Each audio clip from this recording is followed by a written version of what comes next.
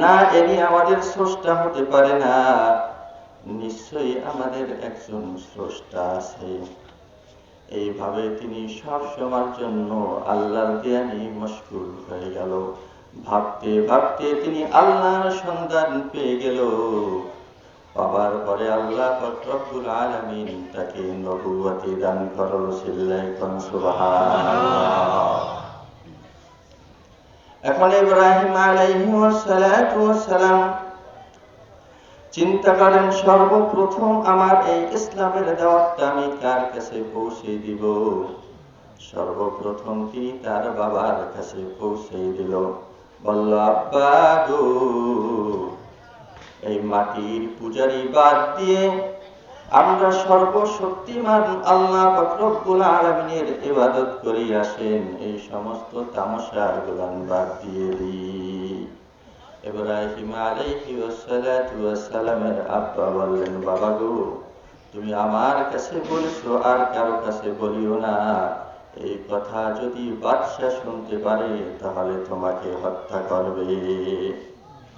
ইব্রাহিম আলাইহিস সালাম আর কোনো কথা না বলেই তিনি নীরবে আল্লাহ পাকের ধ্যানে মশগুল হয়ে গেলেন। সংক্ষেপ করে বলতে হয়, এরপরে হঠাৎ করে একদিন সকলে মেলায় চলে যাইতেছে। এখন আমাদের দেশে সেই মেলা আছে না নাই? আছে তো। মেলায় চলে যাইতেছে সবাই। ইব্রাহিম আলাইহিস সালামকে বলে, ইব্রাহিম চলো আমাদের সাথে, তুমি মেলায় যাবা। সাইয়েদনা ইব্রাহিম আলাইহিস সালাম বললেন, না, আমি মানসিকভাবে অসুস্থ আছি, তোমরা যাও, তোমরা মেলায় চলে যাও, আমি যাব না। সবাই মেলায় চলে গেল।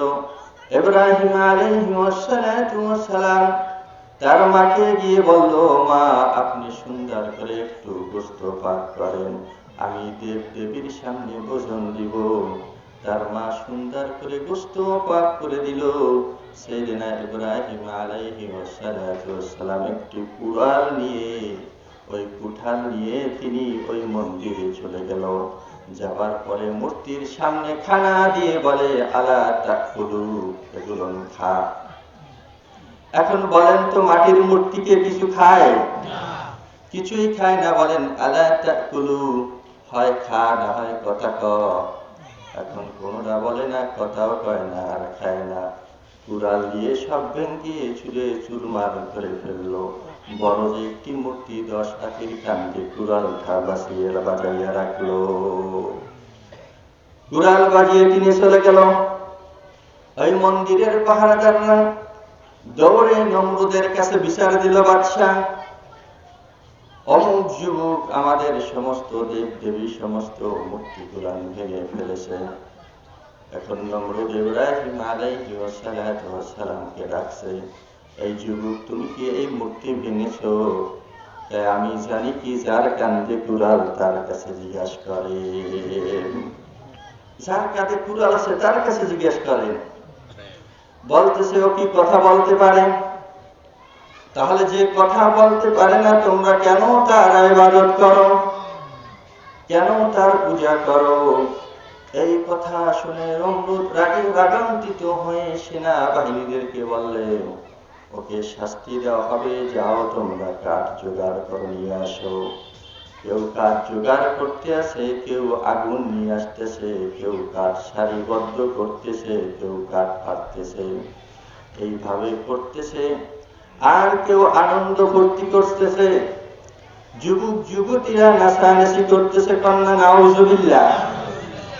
আবার কেউ সাইয়েদনা ইব্রাহিম আলাইহিস সালামকে বলতেছে, এই যুবক, তোমার কি চোখের জ্যোতি কমে গেছে? দৃষ্টি শক্তি তো ঠিক আছে, এই যে দেখো এই আগুন, এই আগুনের মধ্যে তোমাকে ফেলে দেওয়া হবে।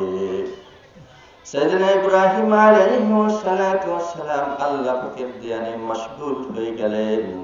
তিনি কিছুই ভাবতেছে না। এরপরে যখন আগুন ধাউ ধাউ করে জ্বলতেছে, লিহিন শিখা সেই আগুনের তাপ এত বৃদ্ধি হয়ে গেছে, 40 দিন পর্যন্ত আগুন ধাউ ধাউ করে জ্বলতেছে, 60 হাতের মধ্যে কোনো মানুষ দেখতে পারে না। এখন নমরুদের বড় চিন্তা হয়ে গেছে, কেমন করে ওই ইব্রাহিমকে ওই আগুনে ফেলবো। ইতিমধ্যে ইবলিস এসে নমরুদকে বুদ্ধি দিল, পরামর্শ দিল, নমরুদ তুমি একটা চরক গাছ তৈরি করো, ওই চরক গাছের উপরে ইব্রাহিম আলাইহিস সালামকে বসাইয়া খুব হালকা করে বাড়িয়া চরক গাছ ঘুরাইতে থাকো, সে ছিটকে আগুনের মধ্যে পড়ে যাবে। নমরুদ সেই বুদ্ধি করল, চরক গাছের উপরে ইব্রাহিম আলাইহিস সালামকে বসালো। বসানোর পরে এখন চরক গাছ আর ঘটতেছে না, এখন কি করবে? আল্লাহ পাক রব্বুল আলামিনের রহমতের ফেরেশতা এসে গাছের উপর বসে গেছে। আবার ইবলিস এসে পরামর্শ দিল যে আপনি বেশ্যাখানায় চলে যান, অসৎ নারীদেরকে নিয়ে আসেন, সেখান থেকে ব্যভিচারী নারীদেরকে নিয়ে আসেন, তাদের দ্বারা যদি আপনি গাছ ঘুরান তাহলে গাছ ঘুরবে। নমরুদ তাই করলো, অনেকজন ব্যভিচারিণী নারীদেরকে নিয়ে আসলো, তারা যখন গাছ ঘুরাইতে শুরু করলো, গাছ ধরার সঙ্গে সঙ্গে গাছ ঘুরতে শুরু হয়ে গেছে। নমরুদ বলল, যাদের হাতে গাছ ঘুরেছে তাদের কপালে একটা টিপ দিয়ে দাও, চিনা দিয়ে দাও, লাল রঙের চিনা দিয়ে দাও। সেই দিন থেকে তাদেরকে ওই টিপ দেওয়া শুরু হয়ে গেছে। বলছে এদের আবার পরবর্তী সময় কাজে লাগতে পারে। যখন ইব্রাহিম আলাইহিস সালামকে গাছের উপর ঘুরাইতে আছে, চরক গাছের উপর গাছ ধরতেছে, এমন সময় আল্লাহ পাক রব্বুল আলামিনের রহমতি ফেরেশতা চলে আসে, আসিয়া বলে আসসালামু আলাইকুম ইয়া নবী আল্লাহ। ইব্রাহিম আলাইহিস সালাম জিজ্ঞাসা করে, তোমরা কারা ভাই? ফেরেশতারা বলে, আমরা ফেরেশতা এসেছি, আপনি যদি একটু হুকুম করেন এই নমরুদের সমস্ত আগুন আমরা সাগরে নিক্ষেপ করে দিব।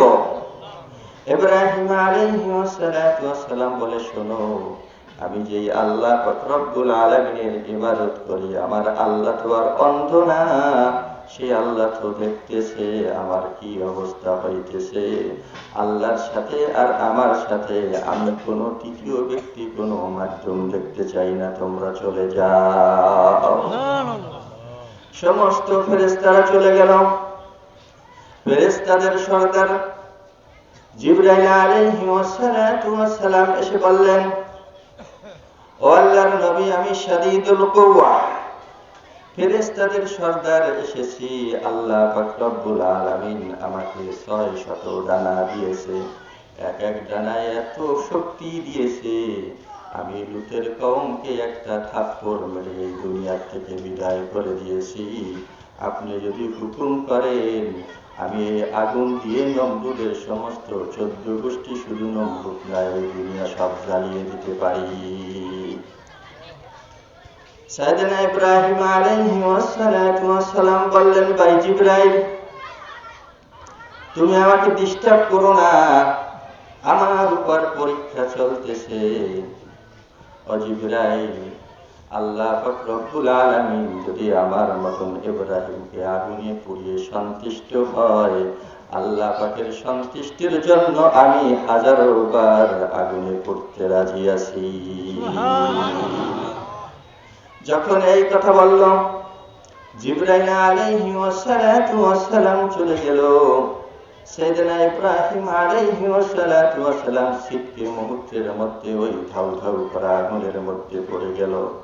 আল্লাহ পাক রব্বুল আলামিন আগুনকে নিষ্টিশ করে বললেন, কুল্লা ইয়া নারু কুনি বারদান ওয়া সালামান আলা ইব্রাহিম। এ আগুন, খবরদার, আমার ইব্রাহিম আলাইহিস সালামের গায়ের যেন একটা পশম না পড়ে। আগুন রে, তুই ইব্রাহিম আলাইহিস সালামের জন্য শান্তিদায়ক হয়ে যা। এমন শান্তিদায়ক হয়ে যায়, এমন আরাম হয়ে যায়, এমন হয়ে যায় আমার ইব্রাহিম আলাইহিস সালাতু ওয়াস সালাম যদি বেশি ঠান্ডা হয়ে যাও তার যেন সর্দি না লাগে, তুই এয়ার কন্ডিশন হয়ে যা, গরমও না আর ঠান্ডাও না। চিল্লায়ে কোন সুবহানাল্লাহ। এক নাম্বার পরীক্ষায় পাস করেছেন ইব্রাহিম আলাইহিস সালাতু ওয়াস সালাম। কিছুক্ষণ পর সে আগুন থেকে হাসতে হাসতে বেরিয়ে আসলো। এখন নমরুদ আগুনে বলতেছে, আগুন তোর কি কোনো তেজ নাই, তোর কোনো কিরণ নাই, তুই কেন ইব্রাহিমকে জ্বালাইতে পারো না? আগুন থেকে আওয়াজ বেরিয়ে আসলো, আগুনের জবান খুলে গেছে। আগুন বলতেছে, এ নমরুদ, আমার তেজ আছে না নাই, তুই আয় আর তোর 14 গোষ্ঠী আয়, সব আমি জ্বালিয়ে ছারখার করে দিতে পারি। এই কথা শুনে উপস্থিত হাজার হাজার লোক সাইয়েদনা ইব্রাহিম আলাইহিস সালাতু ওয়াস সালামের পক্ষে এসে তারা ইসলাম ধর্ম গ্রহণ করলো। আর নমরুদ আর কিছু সংখ্যক লোক তারা বলল, ইব্রাহিম এখানে জাদু করেছে। কন্যা নাউযুবিল্লাহ। গেল পরীক্ষায় 2 নাম্বার পরীক্ষা। সাইয়েদনা ইব্রাহিম আলাইহিস সালাতু ওয়াস সালামের 86 বছর বয়স হয়ে গেছে। কয় বছর? 86 বছর বয়স হয়েছে, তার কোনো সন্তান আদি হয় না। আল্লাহ পাক রব্বুল আলামিনের কাছে চাইতে চাইতে, মালিক রে, তুমি আমাকে একটা সন্তান দাও গো আল্লাহ। তুমি যদি আমাকে সন্তান না দাও, আমার এই বংশে কে বাতি জ্বালাইবে রে আল্লাহ? আমার বংশ নির্বংশ হয়ে যাইবে। 86 বছর বয়সে আল্লাহ পাক রব্বুল আলামিন তাকে একটা সন্তান দিয়েছে। সন্তানটার নাম রাখা হয়েছে সাইয়েদনা ইসমাঈল আলাইহিস সালাতু ওয়াস সালাম। এরপরে যখন ইসমাঈলের বয়স হলো 6 মাস, এখন আল্লাহ পাক রব্বুল আলামিন আরো একটা পরীক্ষা নেবেন। আল্লাহ পাক রব্বুল আলামিন বলছেন, ইব্রাহিম, সংক্ষেপ করে বলতেছি, কারণ ইব্রাহিম আলাইহিস সালাতু ওয়াস সালামের 2 জন স্ত্রী ছিল। প্রথম স্ত্রীর নাম ছিল সারা। সারার কোনো ছেলে সন্তান হয় না। সারা ইব্রাহিম আলাইহিস সালাতু ওয়াস সালামকে পরামর্শ দিল, আপনি আবার একটি দ্বিতীয় বিবাহ করেন। তখন তিনি হাজেরাকে বিবাহ করলেন। হাজেরাকে বিবাহ করার পর যখন ইসমাঈল আলাইহিস সালাতু ওয়াস সালাম হলো, হওয়ার পরে সারা এই হাজেরাকে আর ইসমাঈল আলাইহিস সালাতু ওয়াস সালামকে বেশি ভালোবাসে না, দেখতে পারে না। না দেখার কারণে ইব্রাহিম আলাইহিস সালাতু ওয়াস সালাম সারাকে বলে, সারা রে, তুমি তো বলেছো আমার যদি একটা সন্তান হয়, হাজেরার গর্ভে যদি কোনো সন্তান হয়, তোমার ছেলের মতন তুমি ভালোবাসবে, লালন পালন করবে। এখন তুমি এইভাবে করতেছো কেন? সারা বলতেছেন, আপনি যদি ঠিক আমাকে ভালোবাসেন। ইব্রাহিম আলাইহিস সালাতু ওয়াস সালাম সারাকে জিজ্ঞাসা করলো, সারা, তোমার জন্য আমি এখন কি করতে পারি? সারা বলছে, আপনি যদি আমাকে ভালোই বাসেন, আপনি যদি আমার প্রতি আপনার মহব্বত থাকে, তাহলে আপনি ওই ইসমাঈলকে সহ ওই হাজেরাকে তৃণলতা পানিবিহীন নির্জন মরুর প্রান্তরে নির্বাসিত করুন। সাইয়েদনা ইব্রাহিম আলাইহিস সালাতু ওয়াস সালাম এই সারার কথা শুনে তিনি অবাক হয়ে গেলেন। সারার মুখ থেকে এমন কথা আসবে সে কখনো কল্পনাও করতে পারে নাই। খুব চিন্তিত হয়ে পড়ল। আল্লাহ পাক রব্বুল আলামিন জিবরাইল আলাইহিস সালাতু ওয়াস সালামকে পাঠিয়ে দিল, জিবরাইল, তুমি যাও আমার বন্ধুর কাছে খবর পৌঁছে দাও, সারা যা বলেছে আপনি তাই করেন। সকালবেলা উঠে সাইয়েদনা ইব্রাহিম আলাইহিস সালাতু ওয়াস সালাম একটি উট নিয়ে আসলো, এক গাদি খেজুর, এক মশক পাড়ি নিয়ে হাজেরাকে বলল, হাজেরা তুমি উটের পিঠে উঠো, এরপরে চলো আমার সাথে মরুম ময়দানে যেতে হবে। হাজেরা উটের পিঠে উঠে নিজের বাসগৃহের দিকে তাকায় আর দুইটা চোখের পানি ছেড়ে ছেড়ে কান্দে, মাবুদ গো, আমার স্বামী না যেন আমাকে কোন অজানা অচেনা জায়গায় নিয়ে যায়। আমার মনে চায় না এই বাসগৃহ ছেড়ে যাইতে, আমার মনে চায় না গো আল্লাহ।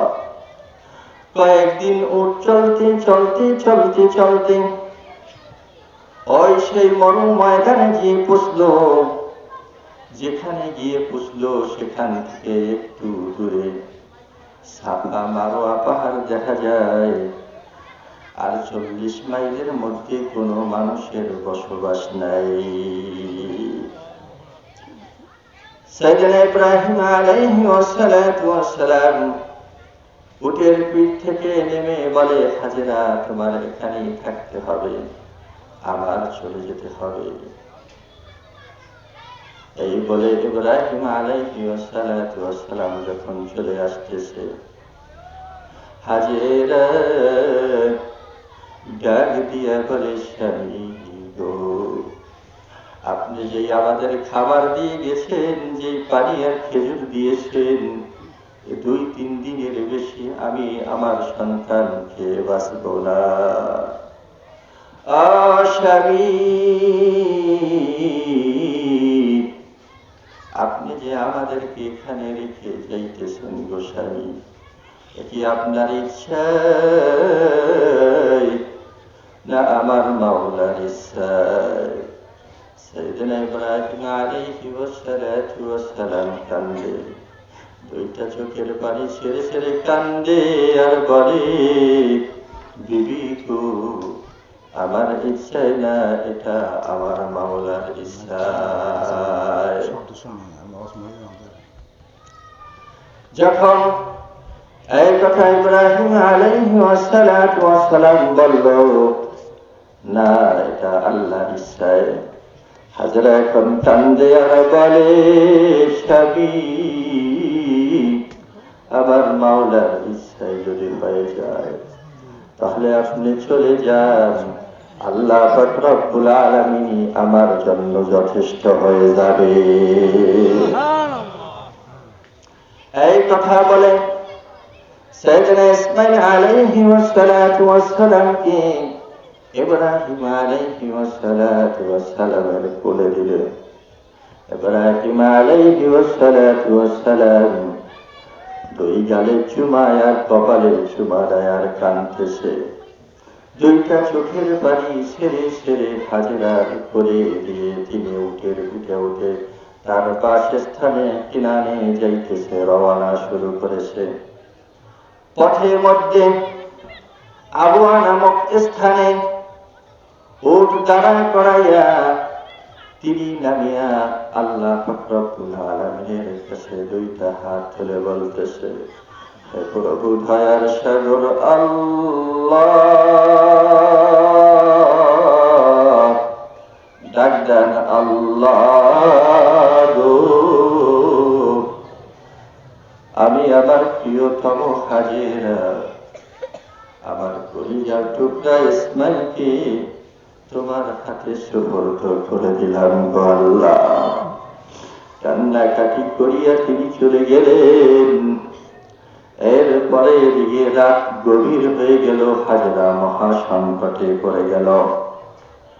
মহা সংকটে বিবি হাজেরা রাত গভীর হয়ে গেল। এর ভিতরে দেখে বড় একটি বাঘ এসে তাদের চতুর্পাশে বড় বড় আওয়াজ দিতেছে আর ডাকতেছে। এখন হাজেরা শিশু ইসমাঈলকে বুকে জড়াইয়া কান্দে আর বলে, জঙ্গলার বাঘ, আমারে খাইয়া যা, কোনো দাবি নাই, কিন্তু আবার কলিজার টুকরা ইসমাইলের খাইছি না। এই কথা বলার সঙ্গে সঙ্গে বাঘ চলে গেল। এখন রাত কমিয়ে গেল, উত্তপ্ত মরুভূমি, সূর্যের আলো, তাদের মুখ শুকিয়ে গেছে। সাইয়েদনা ইব্রাহিম আলাইহিস সালাম তো চলে গেছে। এখন ইসমাইল আলাইহিস সালাম উত্তপ্ত মরুভূমির তাপে তিনি ছটফট করতেছে আর কাঁদতেছে। কিছুদিন পর হাজেরা খাবার আর পানি ফুরিয়ে গেছে। যখন স্থানে চোষারায় দুধ না পেয়ে শিশু ইসমাইল করে কান্না শুরু করে। এখন হাজেরা কান্দে আর বলে, মাবুদ, কেমন জননী হলাম গো আল্লাহ, কেন এলাম দুনিয়ায়? আমার সন্তান কি এখন ক্ষুধার তাড়নায় মারা যাবে? গলা শুকিয়ে গেল। হাজেরা তিনি তার জিহ্বাটা সাইয়েদনা ইসমাইল আলাইহিস সালামের মুখের মধ্যে দিল। জিহ্বা শুষিয়া আবার কিছুক্ষণ পর আবার চিৎকার দিতেছে। হাজেরা এখন চিন্তা করি, বসে থাকলে তো কাজ হবে না, আমার একটু চেষ্টা করতে হবে। যেখানে জমজমের কূপ, সেই জায়গায় সাইয়েদনা ইসমাইল আলাইহিস সালামকে শোয়াইয়া হাজেরা জোর দিছে মারোয়া পাহাড়ের দিকে। মারোয়া পাহাড়ে উঠিয়া চতুর্দিকে তাকায়, কোথাও কোনো পানির সন্ধান পায় না। আবার মারোয়া পাহাড় থেকে দৌড় দিয়া সাফা পাহাড়ে দৌড়ে উঠে চতুর্দিকে তাকায়, কোথাও কোনো পানির সন্ধান পাইতেছে না। আবার সন্তানের মা একটা দৌড় দেয়, না জানি আবার সন্তান মারা যায়। পাখির মতন উড়িয়া সন্তানের কাছে যায়, দৌড়ে সন্তানের কাছে যায়। সাফা মারোয়া পাহাড়ের নিচে একটু ডাল, যখন ডালু জায়গায় নামে সন্তান দেখে না, আবার একটা পাখির মতন ছুটে দৌড় দেয়। যাই দেখে ইসমাইল আলাইহিস সালামের কোনো কণ্ঠ নাই। তিনি আর কাঁদতে পারে না, তার গলা শুকিয়ে গেছে, জিহ্বাও লড়ে না, বেদম হয়ে পড়ে রইল। আর মধ্যে হাজেরা বুকে জড়াইয়া ধরে দেখতেছে, দুক দুক করে কলিজাটা লড়তেছে। এর ভিতর তিনি চিৎকার দিছে, থর থর করে তার সমস্ত শরীর কাঁপিয়ে উঠল, আমার সন্তান বুঝি মারা গেছে। বলে, না না না না, আমি সইতে পারবো না, আল্লাহ গো, তুমি আমার কলিজার টুকরা ইসমাইলকে মারিও না। এখন কাঁদতেছি আর বলতেছি, এইভাবে বসে থাকলে তো আর কাজ হবে না। তিনি সেখানে শোয়া রাইখা দৌড় দিয়া মারোয়া পাহাড়ের উপরে উঠল।